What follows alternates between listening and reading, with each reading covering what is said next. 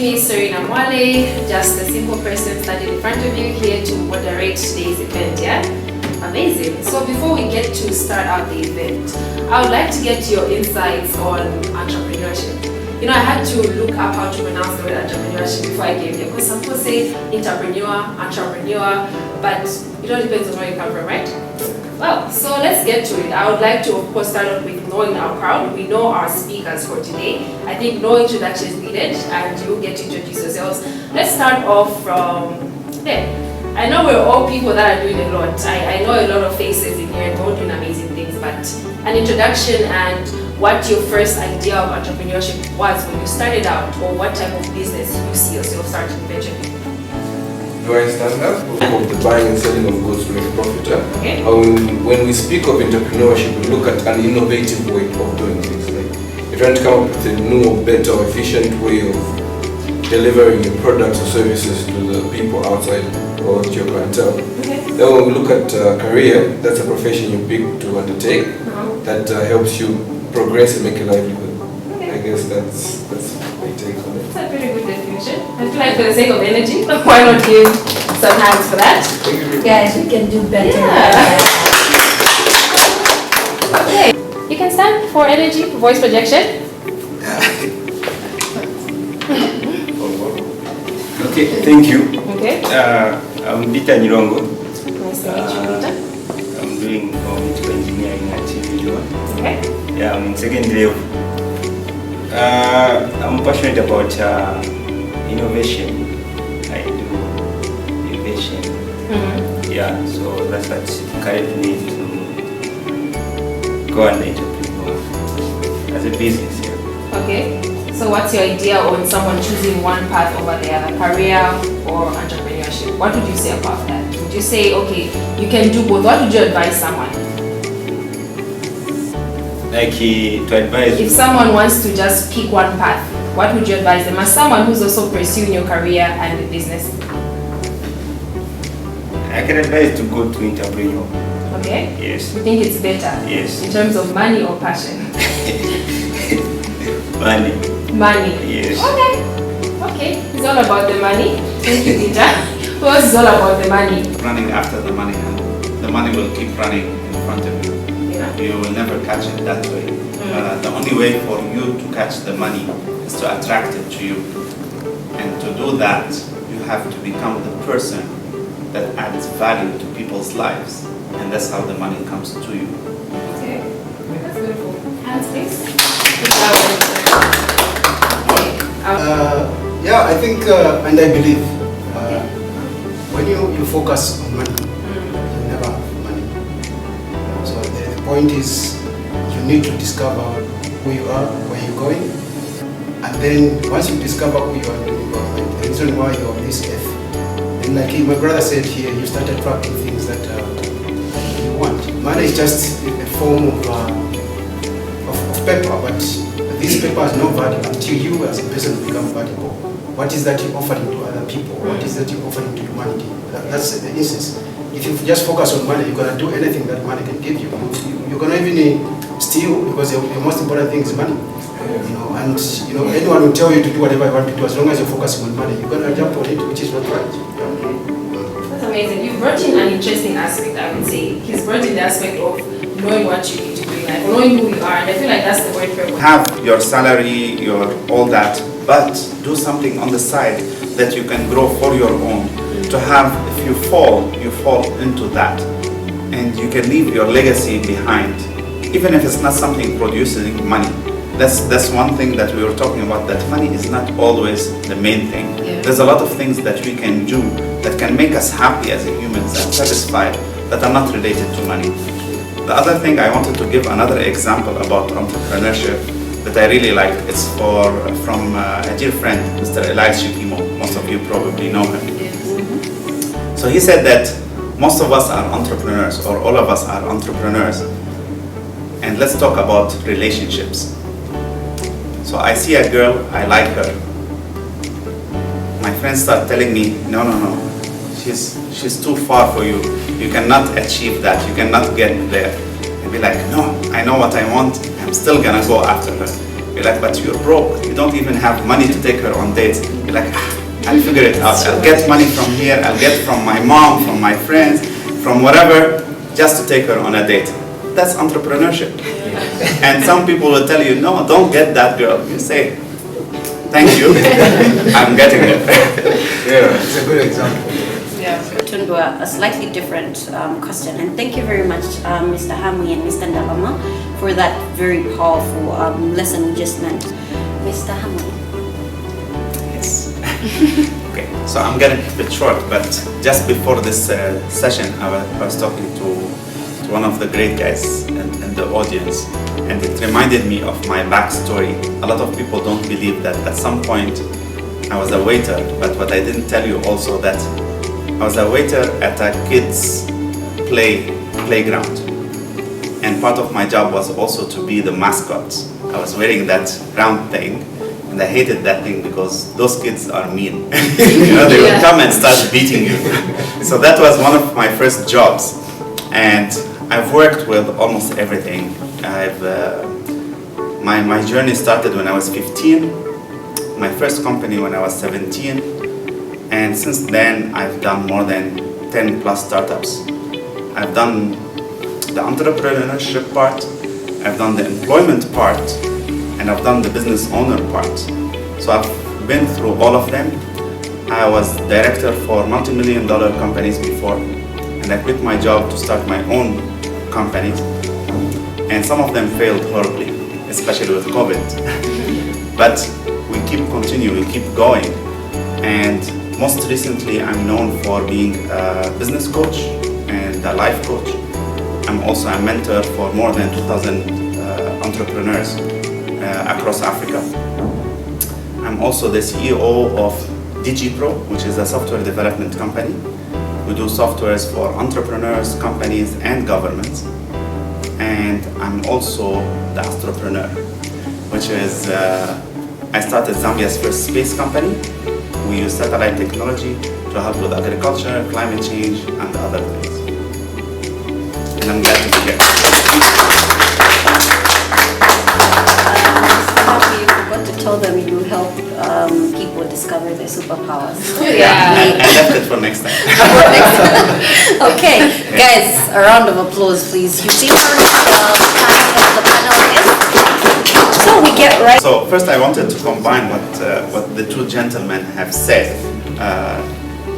He said that you can't wake up and the next day I'm an entrepreneur, or 4 days later I'm an entrepreneur and just start.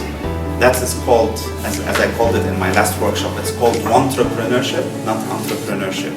Entrepreneurship is just waking up, hey, I want to do this, let's do it, I'm quitting, all that.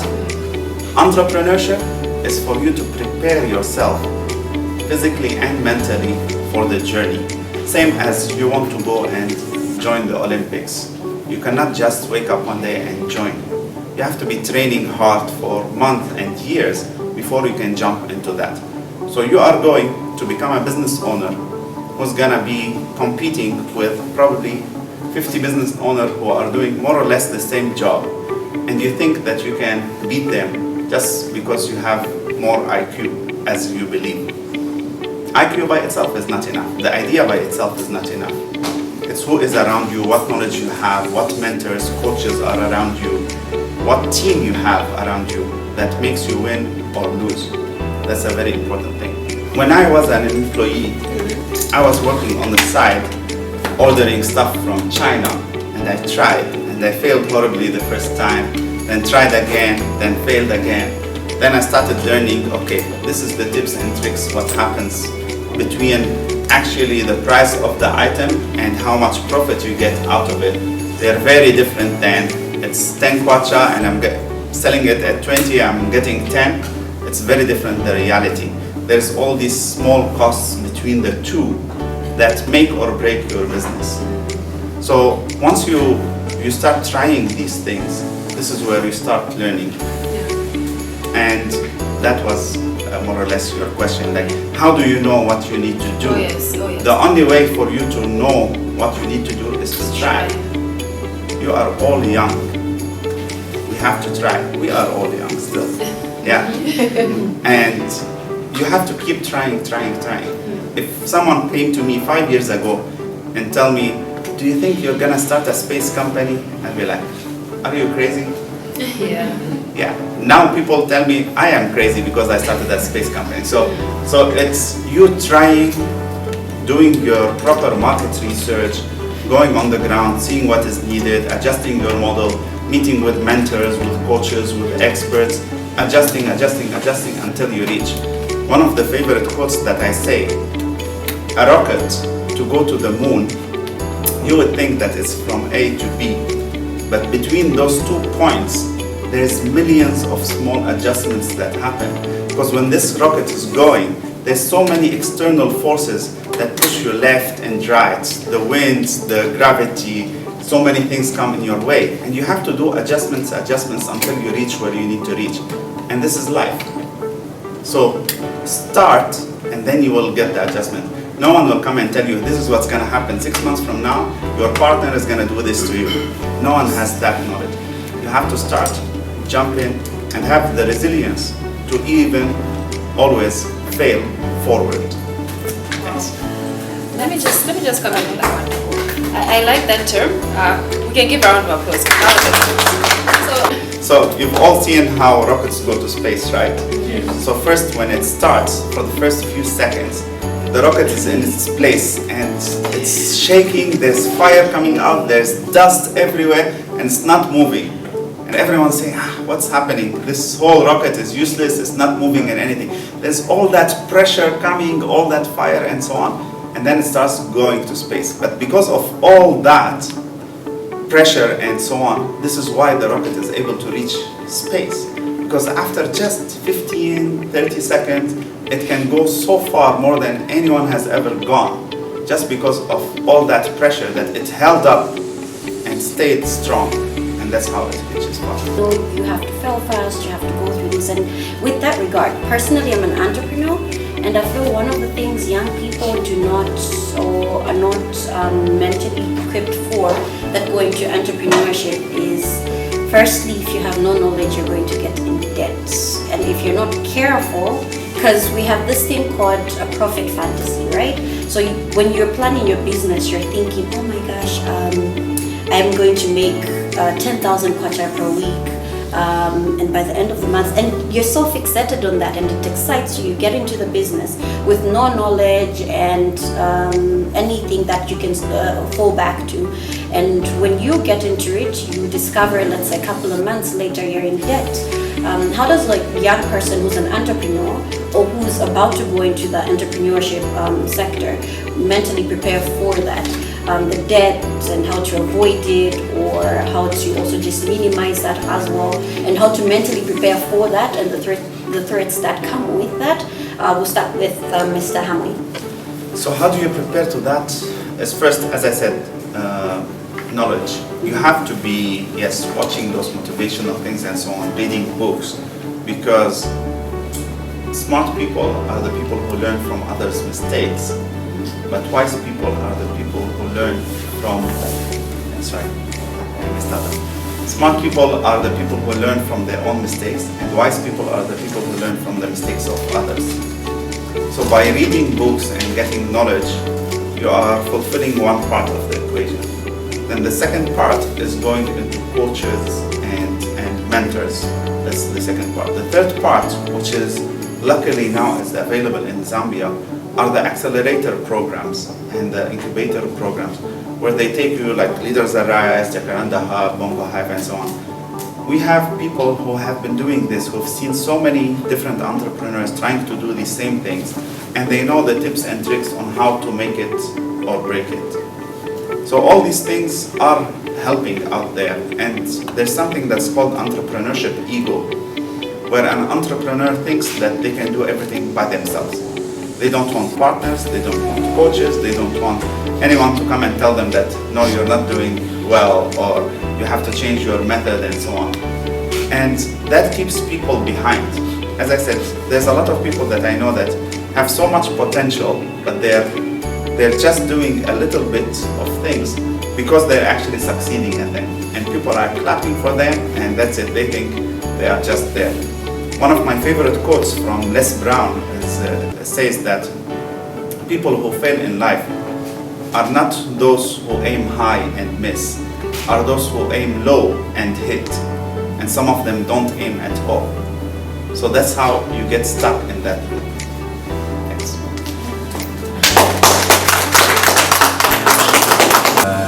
Raymond Olenga. I am a friend to my classmates. So I'm an electrical engineering professional. Graduated about 10 years ago.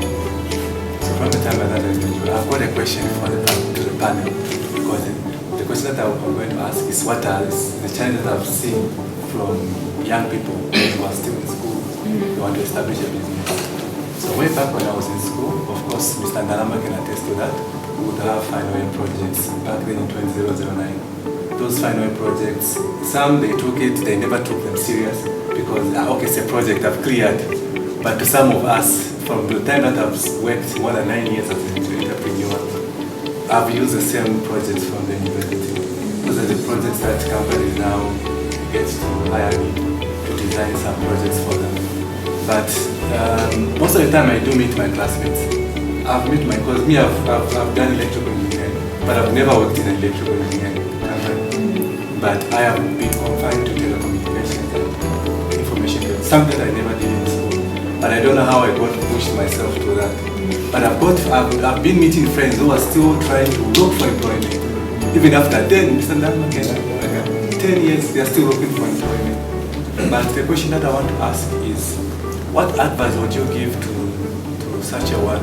Their mindset is they don't want to commercialize what they are capable of doing, but their mindset is I should get into employment. Okay, so I'm a big believer in education. I believe that everyone should get education up to the highest level they can achieve. But the degree is not a cage. Especially that if you look at ourselves, we are choosing what to study when we are 18. From 18 to the average time of death, which is around 80, you have about 60 years that you've taken a decision as an 18-year-old who can't even take a decision who he wants to marry yet, right? So that decision you took is based on the small information and experiences you had. So you cannot put yourself in a cage for the rest of your life because of that one decision as a kid. 18 years old, you're a kid. 17 years old, you're a kid. 25, you're a kid. Sorry. But you understand? So, yes, you've taken that decision to study whatever you wanted to study. It's just for you to learn how to analytically think about things, how to research, how to study, how to connect things together. But that's just a skill. It's not a cage. Then you can go and excel in any field because you've learned the tools on how to do it. That's how I look at degrees. I've studied software engineering, and I've worked in agriculture, I've worked in construction, I've worked in space, which are not related to what I've studied. But because of the way I've studied, I learned how to look at things in certain ways. And I've used that because I found my purpose. Again, I've used what I learned on how to take it to that side.